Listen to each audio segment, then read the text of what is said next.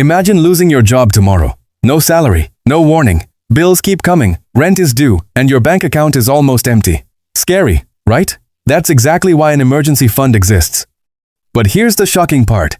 Most people who think they're financially prepared are actually making critical emergency fund mistakes that could leave them broke when they need money the most.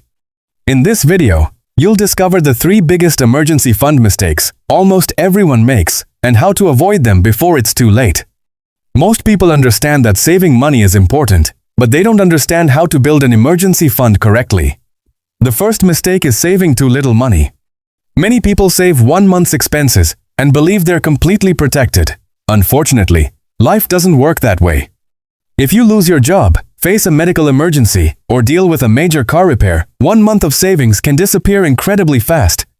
Financial experts generally recommend having at least 3 to 6 months of essential living expenses saved in an emergency fund. The goal isn't to get rich with this money, it's to buy yourself time and peace of mind when unexpected problems happen.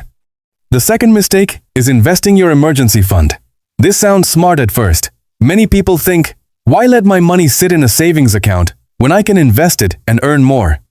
The problem is that emergencies don't wait for the stock market to recover. Imagine investing your emergency fund in stocks, then the market crashes by 30% right before you lose your job. Suddenly, the money you need most is worth much less than before.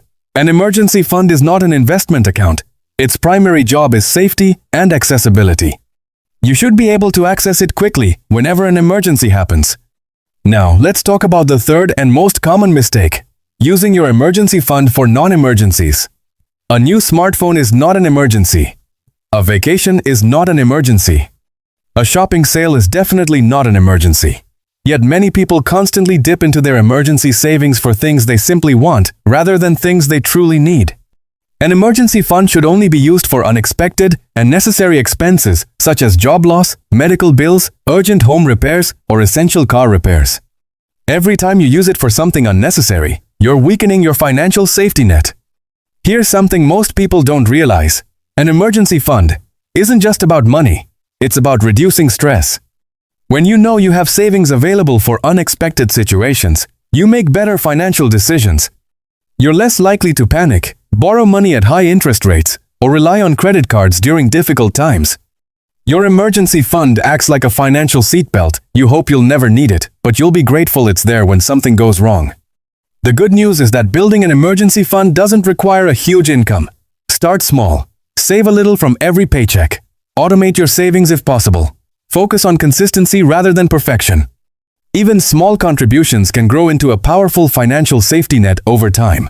Remember, the biggest emergency fund mistakes are saving too little, investing money that's meant for emergencies, and spending it on things that aren't emergencies at all.